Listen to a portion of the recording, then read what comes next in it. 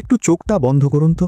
কল্পনা করুন একটা অন্ধকার ছোট্ট গর্ত, ডানে মাটি, বাঁয়ে মাটি, ওপরে মাটি, নিচে মাটি। আপনার সবচেয়ে প্রিয় মানুষগুলো, যাদের ছাড়া আপনি এক মুহূর্তও চলতে পারতেন না, তারা নিজ হাতে আপনাকে সেই গর্তে শুইয়ে দিচ্ছে। ওপর থেকে বাঁশ আর চাটাই দিয়ে ঢেকে দেওয়া হলো। তারপর ঝুপ ঝুপ করে পড়ছে মাটি। আপনি সব শুনতে পাচ্ছেন। আপনি চিৎকার করে বলতে চাইছেন, আব্বা, আমাকে এখানে একা ফেলে যেও না, ভাই, আমার খুব ভয় করছে, আমাকে নিয়ে চলো। কিন্তু আপনার গলা দিয়ে কোনো আওয়াজ বের হচ্ছে না। কিছুক্ষণ পর সব শান্ত, শুধু শোনা যাচ্ছে আপনার প্রিয়জনদের ফিরে যাওয়ার পায়ের আওয়াজ। সহিহ হাদিসে এসেছে, মৃত ব্যক্তি তার স্বজনদের ফিরে যাওয়ার জুতোর শব্দও শুনতে পায়। শব্দগুলো ধীরে ধীরে মিলিয়ে যাচ্ছে।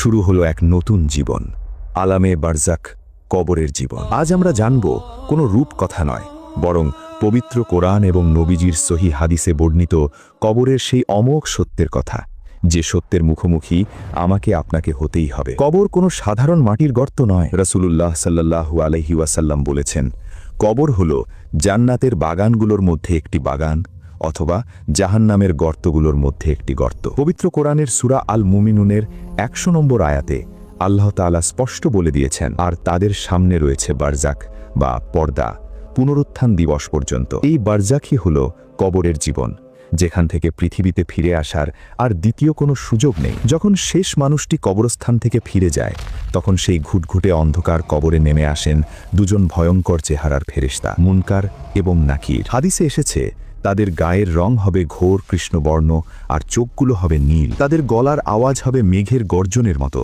এবং চোখের দৃষ্টি হবে বিদ্যুতের ঝলকানির মতো। তারা মৃত ব্যক্তিকে উঠিয়ে বসাবেন।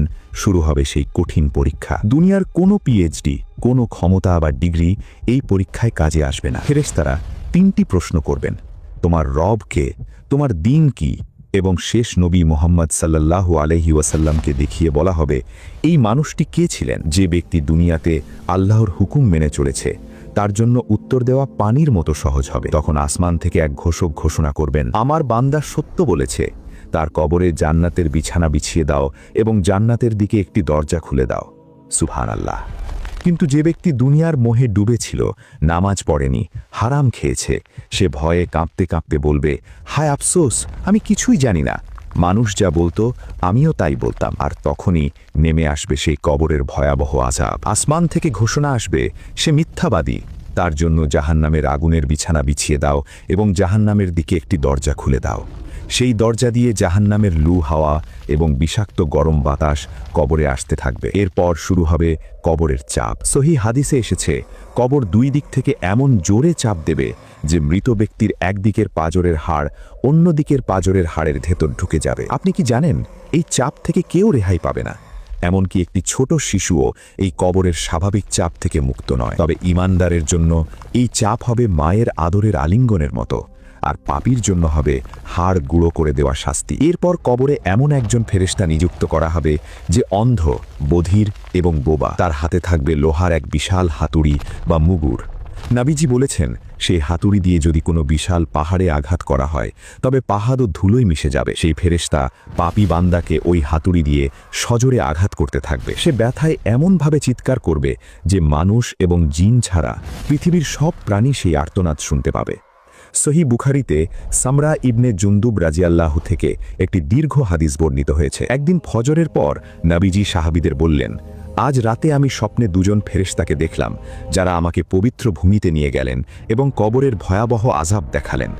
নবীজি দেখলেন, একজন মানুষ শুয়ে আছে আর আরেকজন তার মাথার কাছে বিশাল একটা পাথর নিয়ে দাঁড়িয়ে আছে। দাঁড়িয়ে থাকা লোকটি ওই পাথর দিয়ে শুয়ে থাকা লোকটির মাথা সজোরে থেতলে দিচ্ছে। পাথরটি ছিটকে দূরে পড়ে যাচ্ছে।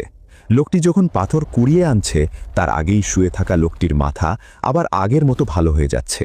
পুনরায় আবার তার মাথা থেতলে দেওয়া হচ্ছে। কিয়ামত পর্যন্ত এই আযাব চলতে থাকবে। ফেরেশতারা নবীজিকে জানালেন, এই ব্যক্তি হলো সে যাকে আল্লাহ কোরআনের জ্ঞান দিয়েছিল, কিন্তু সে তা প্রত্যাখ্যান করেছিল এবং সে ফরজ নামাজ না পড়ে ঘুমিয়ে থাকত। এরপর নবীজি দেখলেন, একজন মানুষ বসে আছে আর আরেকজন লোহার আকশি দিয়ে তার মুখের এক পাশ থেকে চিড়ে একদম পেছনের ঘাড় পর্যন্ত নিয়ে যাচ্ছে। এরপর অন্য পাশ একইভাবে চিরছে। এক পাশ চিরতে চিরতে আগের পাশ ভালো হয়ে যাচ্ছে। নবীজিকে জানানো হলো, এই ব্যক্তি হলো চরম মিথ্যুক, সে দুনিয়াতে এমন মিথ্যা ছড়াতো যা দিগন্ত পর্যন্ত ছড়িয়ে পড়ত। আজকের দিনে সোশ্যাল মিডিয়ায় যারা অন্যের নামে গুজব ছড়ায়, না জেনে মিথ্যা খবর শেয়ার করে মানুষের সম্মান নষ্ট করে, এই ভয়াবহ আযাব তাদের জন্যই অপেক্ষা করছে। এরপর নবীজি দেখলেন চুলা বা তন্দুরের মতো একটা গর্ত, যার ওপরের দিকটা সরু আর নিচের দিকটা প্রশস্ত। তার ভেতর থেকে প্রচণ্ড আগুনের লেলিহান শিখা এবং মানুষের ভয়াবহ আর্তনাদ ভেসে আসছে। সেখানে অসংখ্য নারী এবং পুরুষ সম্পূর্ণ উলঙ্গ অবস্থায় আগুনে পুড়ছে। আগুন যখন বেড়ে যাচ্ছে তারা ওপরের দিকে উঠে আসছে, আবার যখন আগুন কমে যাচ্ছে তারা নিচে তলিয়ে যাচ্ছে। ফেরেশতারা জানালেন এরা হলো আপনার উম্মতের সেই সব নারী এবং পুরুষ যারা দুনিয়াতে জিনা বা ব্যভিচারে লিপ্ত ছিল। এরপর নবীজি দেখলেন রক্তের একটি বিশাল নদী। সেই নদীর মাঝখানে একজন মানুষ হাবুডুবু খাচ্ছে, আর নদীর তীরে আরেকজন মানুষ প্রচুর পাথর জড়ো করে দাঁড়িয়ে আছে।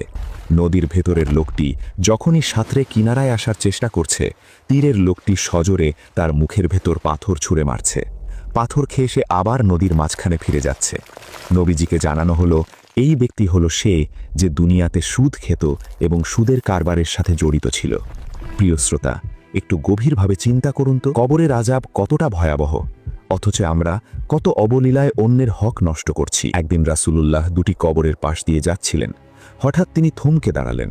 তিনি বললেন, এই দুটি কবরে আযাব হচ্ছে এবং খুব সাধারণ দুটি কারণে তাদের আযাব দেওয়া হচ্ছে। এর একটি কারণ হলো প্রস্রাবের পর ভালোভাবে পবিত্র না হওয়া, আর দ্বিতীয় কারণটি হলো চগলখড়ি বা গীবত করা, অর্থাৎ একজনের নামে আরেকজনের কাছে দুর্নাম করে বেড়ানো। আজ আমরা কত সহজেই এই পাপগুলো করছি। চায়ের টেবিলে বসে অন্যের গীবত করছি, অথচ এই ছোট ছোট পাপগুলো কবরে আমাদের জন্য বিষাক্ত সাপ হয়ে অপেক্ষা করছে।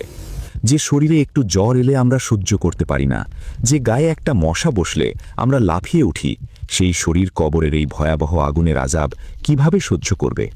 আজ আমাদের কাছে সময় আছে, শ্বাস চলছে, তওবা করার সুযোগ আছে। মৃত্যু কোনো রূপকথা নয়, এটি জীবনের সবচেয়ে বড় সত্য। কাল সকালে হয়তো আপনার বা আমার জানাজার ঘোষণা মসজিদের মাইকে ভেসে আসতে পারে।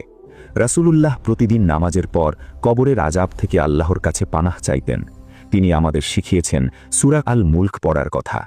যে ব্যক্তি প্রতিদিন রাতে সূরা আল মুলক তেলাওয়াত করবে, এই সূরা কবরের আযাব থেকে তাকে ঢাল হয়ে রক্ষা করবে।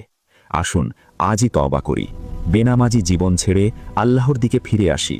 হারাম উপার্জন, সুদ আর অন্যের গীবত করা থেকে নিজেকে গুটিয়ে নিই। হে আল্লাহ, যে অন্ধকার কবরে আমাদের একদিন যেতেই হবে, সেই কবরকে তুমি আমাদের জন্য জান্নাতের বাগান বানিয়ে দাও। মুনকার এবং নাকিরের সওয়াল জবাব আমাদের জন্য সহজ করে দাও এবং কবরের কঠিন আযাব থেকে আমাদের সবাইকে হেফাজত করো।